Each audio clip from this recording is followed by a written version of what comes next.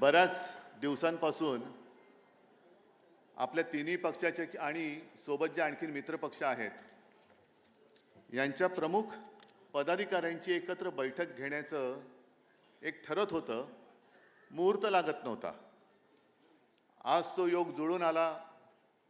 चांगला मुहूर्त आहे. कालच स्वातंत्र्य दिन आपण साजरा केलेला आहे आणि आजपासून पुढच्या लढाईची सुरुवात आपण करतो आहोत. येता येता बातमी आहे मी पाहिली, निवडणूक आयोग आज पत्रकार परिषद घेते. माझं तर मत आहे त्यांनी आज महाराष्ट्राची निवडणूकच जाहीर करून टाकावी. आमची तयारी आहे. तयारी आहे बोलायला खूप सोपं आहे,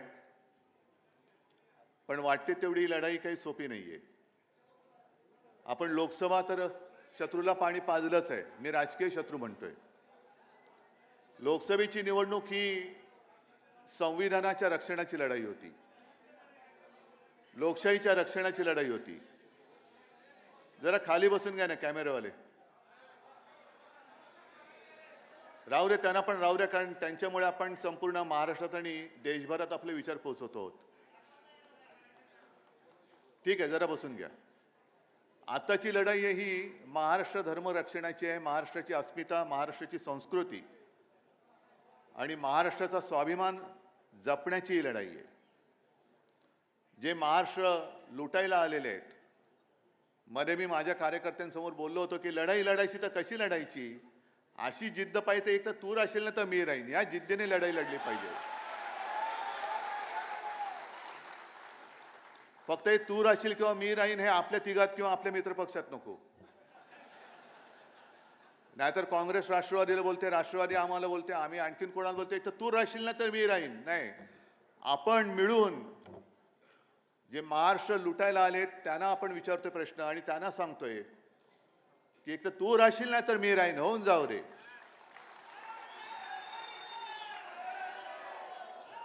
आता या सगळ्या आघाड्या वगैरे सगळ्या होत्यात. आपली तर पहिल्यापासून आहेच.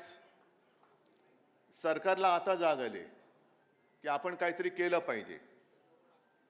म्हणजे आता ते डुबक्या मारून बघतात की पवित्र होता येईल का. मग रक्षाबंधनामध्ये ते स्वतःचे फोटो छापतायत, सगळीकडे स्वतःचेच फोटो छापतायत. तुम्हाला जे काय आज मी बोलवलेलं आहे, आम्ही सगळ्यांनी बोलवलेलं आहे, पुढच्या ज्या काही गोष्टी करायच्या त्या तुम्हाला करायच्या आहेत. आम्ही तर आहोतच. पहिल्या प्रथम आपण सर्वांनी एक शपथ घेतली पाहिजे की कोणत्याही परिस्थितीत मी किंवा महाराष्ट्राचं हित, माझ्यापेक्षा महाराष्ट्राचं हित आम्ही जपू. मला उमेदवारी मिळाली नाही मिळाली तरी चालेल, पण ह्यांना खाली खेचू. आणि साहजिकच आहे, आपल्यात काड्या घालणारी लोक आहेत, युतीमध्ये बसलेत. त्यांच्या मुख्यमंत्री पदाचा चेहरा कोण? उद्धव ठाकरे होणार का आणखीन कोण होणार? मी आज सगळ्यांसमोर स्वच्छ सांगतो की पृथ्वीराजजी तुम्ही आलात, पवारसाहेब तुम्ही आलात, तुम्ही आत्ता तुमच्यापैकी कोणाच्याही मुख्यमंत्री पदाचा जाहीर करा. उद्धव ठाकरेचा त्याला पाठिंबा असेल, या जाहीर करा. कारण मुळामध्ये मी माझ्यासाठी लढतो ही भावना माझ्यात नाहीये. ज्या क्षणी मी मुख्यमंत्री पद सोडलं ते पुन्हा जे काही लढतोय मी माझ्या स्वार्थासाठी नाही लढत, माझ्या महाराष्ट्राच्या स्वार्थासाठी लढतोय. आणि आजपर्यंत कोणाची हिंमत झाली नव्हती, ती यापुढे सुद्धा होणार नाही. महाराष्ट्राला झोकवण्याची जो हिंमत करतो त्याला आम्ही गाडून टाकतो. ह्या इतिहासाची पुनरावृत्ती आम्हाला करायची, गाडून टाकू आम्ही त्याला. त्याच्यामुळे हे जे काय चाललंय, मुख्यमंत्री कोण होणार तर आत्ता जाहीर करा, या सगळ्यांच्या समोर जाहीर करा. आणि मी तुम्हाला पाठिंबा देतो की नाही ते होऊ द्या. सगळे चॅनेलवाले करून टाका जाहीर.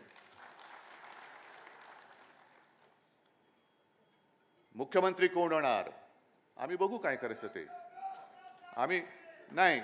पण आणखीन पुढचा धोका सांगतो. जो अनुभव आम्ही भाजपच्या युतीत घेतलेला आहे त्या अनुभवाची पुनरावृत्ती नकोय मला. आम्ही 20 वर्ष, 25 वर्ष, 30 वर्ष सेना भाजप युती, मग जागा वाटप व्हायचा, मग अशाच बैठका व्हायच्या आणि त्या बैठकांमध्ये जाहीर केलं जायचं की ज्याच्या जागा जास्त येतील त्याचा मुख्यमंत्री. आणि हेच धोरण हे आम्ही एकमेकाच्या पायावरती धोंडे पाडण्यात टाकायचो. कारण तुझ्या जास्त जागा आल्या तर तुझा मुख्यमंत्री होईल, मग तुझी जागा मी पाडणार, माझी जागा तू पाडणार, तो आपली जागा तो पाडणार. म्हणजे पाडापाडीच्या राजकारणामध्ये युतीला काय महत्व राहिलं? ज्याच्या जागा जास्त होतील नाही, आधी ठरवा आणि चला पुढे. मला काही हरकत नाही त्याच्यामध्ये, ठरवा आधी, पण या धोरणाने जाऊ नका. त्याच्यानंतर आणखीन ज्या काही घोटाळे बरेच आहेत. मी आज थोडं काय विचार केला की पहिल्या प्रथम ही बैठक होते, मुंबईत होते, यजमानपद स्वीकारूया आणि जरा ओपनिंग बॅट्समनची भूमिका बजावूया आपण. ओपनिंग बॅट्समनचं कसं असतं की चांगला स्कोर केला तर केला, नाही तर विकेट फेकायची आणि मॅच एन्जॉय करायची. बाकीचे प्लेयर खेळणार आहेतच, त्यांची बॅटिंग बघू. तर त्यांच्या ज्या काही योजना आहेत त्याच्यात आणखीन एक योजना त्यांनी काढली, हा सुद्धा एक घोटाळा आहे. आणि तुम्हाला मग कळेल की मी नेमकं काय म्हणतोय, तुम्हाला काय करायचंय, मी काय करायचं, हे तुम्ही स्वतःला विचारलं पाहिजे की मी काय करायचं. त्यांनी आणखीन एक जी काय घोषणा केलेली आहे, 50,000 दूत आले ना तुमच्या कानावर, काय योजना दूत, म्हणजे सरकारच्या योजना या घरोघरी पोहोचवण्यासाठी 50,000 दूत हे यांचेच चेले चपाटे असतात. 50,000 दूतांना 10,000 रुपये पर मंथ, म्हणजे लाडक्या बहिणीला 1,500 रुपये. आणि यांना पोचवायचं नाही, ते आपल्याला पोचवायचं, पण यांच्या योजना पोचवणाऱ्याला 10,000 रुपये. मग त्या दूतांची खोटी नावं दिली जातील, त्याच्यातनं पैसा ओरबाडला जाईल. आणि हा सगळा घोळ जो आहे, हा सगळा जो गोंधळ आहे, हा पुढे चालू ठेवायचा.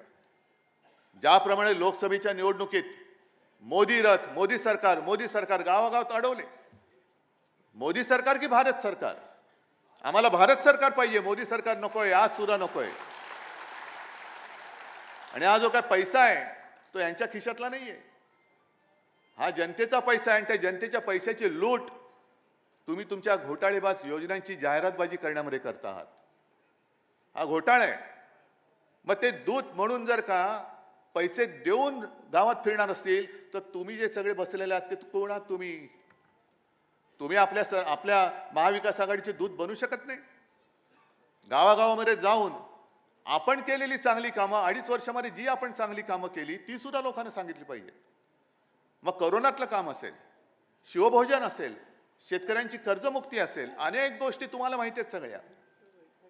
या सगळ्या गोष्टी जसं ते एक थापेबाजी करणार आहेत, अहो आम्हाला तर 2.5 वर्ष आम्ही भोगली, त्याच्यानंतर आता 2.5 वर्ष तुम्हीच बसलात तिकडे.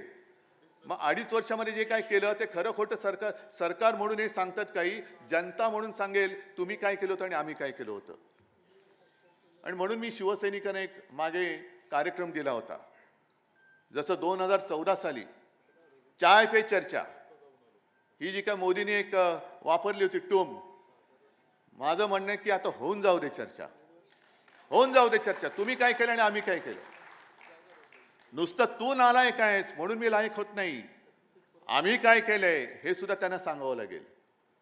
आणि निवडणूक लांबवण्याचा जो काय त्यांचा जो खटाटोप चाललाय, महापालिका निवडणुका घेतच नाहीयेत. विधानसभा सुद्धा आता म्हणतायत की एखाद महिना पुढे ढकलतील. हे कशासाठी? तर आपण केलेली कामं ही लोकांना विसरायला लावायची. आपण जे काय कोरोनामध्ये काम केलं, आपण जे काय सगळं शिवभोजन आता चालू आहे की नाही कल्पना नाही, पण 10 रुपयामध्ये आणि कोरोना काळामध्ये 5 रुपयात शिवभोजन गरिबांना आपण दिलं, करून दाखवलं आपण. पण ते विसरायला लावायचं आणि स्वतःच्या न केलेल्या योजना थापा मारायच्या त्याच्यात. आता तर अशी माहिती मिळते की घोषणा केल्यात, लाडकी बहीण पैसे कुठून आणायचे. न्यायालय त्यांना फटकारतंय की इकडे नुकसान भरपाई द्यायला पैसे नाहीत, लाडक्या बहिणीची योजना आम्ही थांबवू का? आणि मग सगळेच मुख्यमंत्री, उपमुख्यमंत्री, कोणाचं काय, कोणाचा पायपूस कोणामध्ये नाही, चिडचिड चालले. अनेक जे IAS ऑफिसर आहेत ते मला सांगते की साहेब लवकर या, तुम्ही लवकर या. म्हणजे यांची जी काय दडपशाही चाललेली आहे, दमदाटी चाललेली आहे. आणि आपले मिंदे सांगतात की मी चांगलं सांगतोय तोपर्यंत ऐका, नाही तर दुसरं रूप दाखवावं लागेल. अरे तुमचं रूप दुसरं काय आहे हे सुद्धा लोकांमध्ये पोहोचवण्याचं काम परत तुमचं आहे. बरोबर तुम्ही मुद्द्याला हात घातलात. कारण यांचं खरं रूप जे आहे गद्दार. सरकार पाडायला 50 खोके, लाडक्या बहिणीला 1500 रुपये. आणि मोदींनी म्हटलं होतं 15 लाख तुमच्या अकाउंटमध्ये येतील, तर 15 लाखाचे 1500 का झाले? 15 लाख का झाले? पण एकूण राजकारण जे चाललेलं आहे, काल स्वातंत्र्य दिनाच्या निमित्ताने आपले सरन्यायाधीश ज्यांच्यावरती आमचा विश्वास आहे, न्यायदेवतेवरती विश्वास आहे, शिवसेनेबाबतचा निर्णय, राष्ट्रवादीचा बरोबरचा निर्णय त्या 50-60 वर्षात नक्की मिळाल्याशिवाय राहणार नाही, मला खात्री आहे. याच्यात चुकीचं काय बोललो मी? नाही, कारण आपण जर सांगितलं की लवकरची तारीख द्या, ते सांगतात तुम्ही आमच्यावरती आम्हाला आदेश नाही द्यायचा. मग आम्ही हात जोडून उभे आहोत. या जन्मी नाही तर पुढच्या जन्मी आम्हाला नक्की न्यायदेवता पावल्याशिवाय राहणार नाही. पण त्यांनी काल एक पत्रकारांशी बोलताना मी बातमीच आणली मुद्दामून. एवढीच बातमी, खरं अख्खं भाषण मी काय पाहिलेलं नाही, पण त्याच्यात त्यांनी म्हटलेलं आहे की बांगलादेशमुळे स्वातंत्र्याचे महत्त्व अधोरेखित. बांगलादेशमुळे, ज्या बांगलादेशला आपल्या हिंदुस्थानने स्वतंत्र केला, त्या बांगलादेशामुळे आपल्या देशाचं स्वातंत्र्य जर का अधोरेखित होणार असेल, तर आपण कशाला ह्या देशात जन्माला आलो? कोणत्या पदावरती आपण बसलो आहोत? दुसऱ्या देशात काय झालंय? अरे बांगलादेशामुळे स्वातंत्र्य अधोरेखित झालं असेल, महत्व अधोरेखित झालं असेल, तर तिथे जी काय हुकुमशाही होती, दडपशाही होती, तिच्या विरुद्ध जनता रस्त्यावरती उतरली. पंतप्रधानांना राजीनामा द्यावा लागला, सरन्यायाधीशांना सुद्धा राजीनामा द्यावा लागला. ही लोकशाही बांगलादेशातली तुम्हाला मान्य आहे? परवडणार आहे? आणि स्वातंत्र्याचं महत्व जर का जाणून घ्यायचं असेल तर भूतकाळात डोकावं लागेल. हे आपले चंद्रचूडजी बोलतात ह्या बातमीनुसार. मी माझ्या मनातलं किंवा मी त्यांचं भाषण प्रत्यक्ष पाहिलं नाही, ऐकलं नाही, पण भूतकाळात डोकावं लागेल. चंद्रचूड साहेब मान्य आहे, पण आमचा प्रॉब्लेम असा आहे की आम्ही जेव्हा भूतकाळात डोकावतो ना, तेव्हा आम्हाला रामशास्त्री प्रभूने दिसतात. रामशास्त्री प्रभूने राघोबा दादाला या प्रायश्चित्ताला, या जे काय पाप आहे, हा जो गुन्हा आहे, त्याला देहांत प्रायश्चित्ताशिवाय दुसरं शिक्षा होऊ शकत नाही, हे सांगणारे रामशास्त्री प्रभूने आमच्या भूतकाळात लपलेले आहेत. आणि आपण सुद्धा कधीतरी भूत होणार आहोत, म्हणजे भूतकाळात जाणार आहोत. आजचा जो वर्तमान काळ आहे तो उद्याचा भूतकाळ आहे. मग त्यावेळेला आणखीन कुठे काही घडलं, मग देशाचं स्वातंत्र्य, त्याचं महत्व कळण्यासाठी भूतकाळात डोकावं लागलं, तर मग आम्ही राजकारणी म्हणून काय करतो? आणि चंद्रचूड साहेब तुम्ही सुद्धा या देशाचे सरन्यायाधीश म्हणून काय केलं, हे त्यावेळेच्या भूतकाळामध्ये नमूद झालेलं असेल. हे नमूद झालेलं असेल. आज जी काय आम्ही लढाई लढतो आहोत, ही लोकशाहीचीच लढाई आहे, स्वातंत्र्याचीच आहे. ज्या पद्धतीने हिंदू, मुसलमान आणि महाराष्ट्रामध्ये सुद्धा समाजामध्ये हे जे काय आगी लावतायत. आता काय झालं, गेल्या निवडणुकीमध्ये मुस्लिम समाजाने भरभरून मतदान केलं, बौद्धांनी केलं, सगळ्यांनी केलं, हिंदूंनी तर केलंच, मराठी माणसांनी केलं. पण मुसलमानांनी मतदान का केलं? उद्धव ठाकरे बरोबर मुस्लिम का आले? मी हिंदुत्व सोडलं. पण करोना काळामध्ये जे काय आपल्या सरकारने काम केलं, हे नालायक आपले महायुतीतले आपले विरोधक जे आपणच त्यांना मोठं केलं, ते विसरले. पण ज्यांना आपण वाचवलं ते मुस्लिम असो, बौद्ध असो, ते नाही विसरू शकले. सीए एनआरसीच्या वेळेला सुद्धा जे काम आपण केलं, एक भयभीत वातावरण झालं होतं सगळं. आता काय करणार? इथल्या लोकांना हाकलून देणार. मी महाविकास आघाडीच्या तर्फे मुख्यमंत्री म्हणून सगळ्यांना सांगितलं होतं की मी एक सुद्धा असं पाऊल केंद्राला उचलायला देणार नाही. जे या देशाचे नागरिक आहेत आणि जे देशावरती प्रेम करतात त्यांना मी इथून जाऊ देणार नाही. म्हणून मुस्लिम आमच्या सोबत आले. काल मोदीजी तुम्ही जे बोललात की सेक्युलर संविधान, सेक्युलर नागरिक संहिता, म्हणजे तुम्ही काय हिंदुत्व सोडलं? हिंदुत्व न मानणाऱ्या चंद्रबाबूच्या मांडीला मांडी लावून तुम्ही बसलात, नितीश बरोबर बसलात, मग तुम्ही हिंदुत्व नाही सोडलं?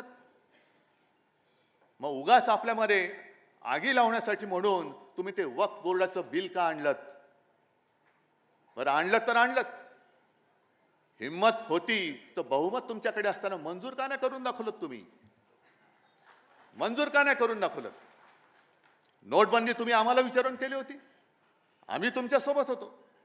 पण सगळे मंत्री, कॅबिनेट मंत्री असं म्हटलं जातं की त्यांना लॉक करून मोदी बाबा एकटे टीव्हीवरती गेले आणि आज रात 12 बजे, लोकांना वाटलं 12 बजे काय होणार देव जाणे, नोटबंदी. मग आज बहुमत तुमच्याकडे असताना हे विधेयक मांडण्याचं नाटक हे थेर का केलं तुम्ही? शिवसेनेचे खासदार उपस्थित नव्हते. अरे नव्हते, कारण मी स्वतः दिल्लीत होतो, माझे सगळे खासदार माझ्यासोबत होते. आणि त्या बिलावरती चर्चा करण्याचं जर ठरवलं असतं तर माझे जे खासदार आहेत ते येऊन बोलले असते, काय बोलायचे असते ते. पण तुम्ही वक्फ बोर्डाची जमीन जर ढापून तुमच्या उद्योगपतींच्या घशात घालणार असाल, जसं तुम्ही आमच्या हिंदू संस्थानांच्या मंदिराच्या जमिनी लाटताय, लुटतायत आणि तुमच्या लाडक्या कॉन्ट्रॅक्टरला देत आहात. महाराष्ट्रामध्ये सुद्धा देवाची, संस्थानाची, मंदिराची जमीन किती राजकारण्याने ढापले त्याची यादी काढा. मराठवाड्यामध्ये किती ढापलेली आहे, बीडमध्ये किती केलेली आहे. लावा ना एकदा तो काय प्रश्न आहे तो धसाच लावा. कोणी केले ती जमीन ढापले? बीडमध्ये तर केस सुरू आहे. अरे वक्फ बोर्ड तर बाजूला ठेवा, माझ्या मंदिराची जमीन चोरली जाते आणि त्याच्यावरती तुमचे मित्र येऊन बांधकाम करणार असतील तर आज मी जाहीर करतो, वक्फ असो किंवा हिंदू संस्थान असेल किंवा कोणत्याही धर्माच्या जागा असतील, आम्ही वेळवाकडं काही त्याच्यामध्ये होऊ देणार नाही, अजिबात नाही होऊ देणार. अयोध्येमध्ये तुम्ही जे काही केलं, कार सेवकांनी बलिदान केलं, कोणासाठी केलं? लोढासाठी केलं, अदानीसाठी केलं, रामदेव बाबासाठी केलं, श्री श्री रविशंकरसाठी केलं. कितीतरी लाखो कारसेवक तिकडे गेले, बलिदान झालं त्यांचं, मार खाल्ला, काही अपंग झाले आणि मग राम मंदिर उभं राहिलं. एक तर तुम्ही बांधलं ते सुद्धा गळकं, आमच्या हातामध्ये घंटा. आणि अयोध्येमधली जमीन कोणत्या दराने त्या ट्रस्टने विकत घेतली आणि त्याच्यावरती ती कोणाला दिली ह्याच्यावरती सुद्धा जेपीसी लावा. हा विषय फक्त वक्फ बोर्डचा नाहीये, हा माझ्या मंदिरांचा सुद्धा आहे. आमचे शंकराचार्य जे बोलतात की केदारनाथ मधलं 200-250 किलो सोनं गायब झालं, लावा त्याची सुद्धा चौकशी लावा. त्या तिकडे कोणी चोरला आणि पितळ्याचं कोणी तिकडे मुलामा दिला, हे सुद्धा पितळ उघडं पडलंच पाहिजे. पण सगळं चांगलं चाललेलं आहे आणि आता भाजपचं काय खरं नाही, कारण मोदींची गॅरंटी चालत नाही म्हटल्यानंतर तुम्ही उद्धव ठाकरेला जर का अडचणीत आणण्यासाठी हे प्रश्न विचारत असाल तर इथली जनता काही ही दूधखुडी नाहीये की तुम्ही म्हणाल ते ऐकाल. म्हणून माझं म्हणणं की आजच निवडणुका घेऊन दाखवा, तुम्ही आजच घेऊन दाखवा. आणि मग जसं वक्फ बोर्डाचं तुम्ही बिल आणलं, मी आज जाहीर त्यांना प्रश्न विचारतोय, महाराष्ट्रामध्ये तुम्ही समाजामध्ये जी काही आग लावलेली आहात, मराठा, ओबीसी, धनगर, मी तर स्वच्छ भूमिका मांडलेली आहे, मला वाटतं पवार साहेब तुम्ही सुद्धा मांडलेली आहे, काँग्रेसने सुद्धा मांडलेली आहे. मर्यादा वाढवण्याचा हक्क, अधिकार हा राज्य सरकारला नाही आहे. बिहारने वाढवलेली मर्यादा ही कोर्टाने उडवून लावली. हा अधिकार जो आहे तो फक्त आणि फक्त लोकसभेचा आहे, अन्यथा राष्ट्रपती हे करू शकतात. सर्वोच्च न्यायालयाचा अहवाल घेऊन, त्यांचा सल्ला घेऊन आरक्षणाची मर्यादा वाढवू शकतात. बरोबर ना पृथ्वीराजजी? मग मराठा आरक्षणाचं बिल लोकसभेमध्ये आणा, मर्यादा वाढवा, ओबीसीचं आरक्षण तसंच ठेवा, धनगरांना द्या, सगळ्यांना द्या. आज आम्ही सगळे महाविकास आघाडी त्याला पाठिंबा देतो. आणा आरक्षणाच्या मर्यादा वाढवण्याचं बिल आणा. पण आगी लावून ठेवायच्या, धर्माधर्मात आगी, हिंदू मुसलमानमध्ये आगी, हिंदूंमध्ये मराठी मराठीमध्ये आगी, मराठी माणसामध्ये मराठेतरमध्ये आगी. आणि त्या आगीवरती म्हणजे तुम्ही घरांच्या होळ्या पेटून त्याच्यावर तुमच्या पोळ्या भाजतात. म्हणून आम्ही तुम्हाला गाडल्याशिवाय राहणार नाही. आणि म्हणूनच म्हणतो, एक तर तू तरी राहशील किंवा मी तरी राहील. आणि ही पुढची लढाई जी आहे, बोलण्यासारखं खूप आहे, बोलण्यासारखं खूप आहे. अगदी मुंबईची सुद्धा हालत त्यांनी काय करून ठेवली ती बघा. मला कल्पना आहे इकडे महाराष्ट्रातनं सगळे लोक आलेत, पण मुंबईकर जे आलेत, मुंबईमध्ये बेसुमार जे काय खोदकाम चाललेले, मेट्रो मेट्रो मेट्रो आणि दुसरं बिल्डिंग. मग बातम्या ज्या येतात, धरणं भरली तरी मुंबईकरांची तहान का भागत नाही? कारण तुम्ही खोरून ठेवलंय सगळं. काही ठिकाणी गटाराचं पाणी पिण्याच्या पाण्यामध्ये मिक्स होतंय. अनेक मुंबईकरांना पोटाचे विकार होत आहेत. कोण जबाबदार? कोण आहे? कोण जबाबदार आहे? कारण मुंबईला यांनी कधी शहर म्हणून बघितलंच नाही, मुंबईकरांना कधी आपलं मानलंच नाही. सोन्याची कोंबडी अंड देणार ही कोंबडी म्हणून जर का मोदी आणि शहा बघत असतील, आणि स्वतः जरी शाकाहारी असले तरी सोन्याचं अंड देणारी कोंबडी जर तुम्ही कापणार असाल तर मुंबईकर तुमची काय हालत करेल ते त्या निवडणुकीत कळेल, या निवडणुकीत कळेल. म्हणून एकच हात जोडून नम्र विनंती की लोकसभा निवडणूक आपण महाराष्ट्राने देशाला दिशा नक्की दाखवलेली आहे. आता ती दाखवलेली दिशा ही पुढे कायम ठेवण्यासाठी ही निवडणूक आपल्याला जिंकणं अत्यंत महत्त्वाचं आहे, अत्यंत महत्त्वाचं आहे. मगाशी नाना तुम्ही नव्हतात, मी बोललो की मुख्यमंत्री कोण होणार. आज काँग्रेसने चेहरा जाहीर करावा, पवार साहेबांनी करावा, मी त्याला पाठिंबा सगळ्यांच्या समोर द्यायला तयार आहे. फक्त जागेवरनं मारामाऱ्या करू नका, जागेवरनं मारामाऱ्या करू नका. एखादी जागा वाटपामध्ये काँग्रेसकडे गेली, काँग्रेसकडे गेली म्हणून शिवसेना आणि राष्ट्रवादीने काम करायचं नाही असं करायचं नाही. शिवसेनेकडे आली राष्ट्रवादी आणि काँग्रेसने काम करायचं नाही असं नाही. राष्ट्रवादीला दिली तरी सगळ्यांनी काम केलं पाहिजे, तरी केलं पाहिजे. अरे एकजूट, नुसती वज्रमूठ शब्दात असता कामा नये. वज्रमूठ ही कामात दिसली पाहिजे. आणखी दुसरी अत्यंत महत्वाची गोष्ट म्हणजे शिवसेना. होय, मी शिवसेनाच म्हणतो, कारण ते तोतई आहेत, ते चोर आहेत. त्या चोरांच्या हातात मी शिवसेना ठेवणार नाही. भले माझं धनुष्यबाण त्यांनी चोरलं असेल तरी पुन्हा एकदा सांगतो, त्यांच्या बुडाला आग लावण्यासाठी मी मशाल घेतलेली आहे.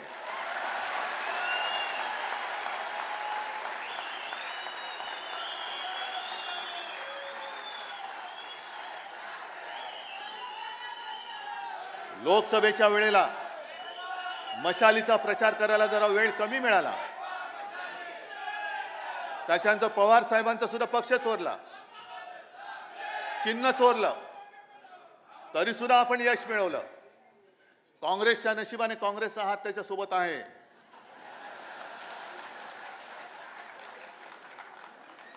त्याच्यामुळे काँग्रेसचा हात, शिवसेनेची मशाल आणि पवार साहेबांचा तुतारी वाजवणारा मावळा हा गावागावामध्ये पोचवा, घराघरामध्ये पोचवा आणि हातामध्ये मशाल घेऊन यांच्या बुडाला आग लावून विजयाची तुतारी फुंका. जय हिंद, जय महाराष्ट्र.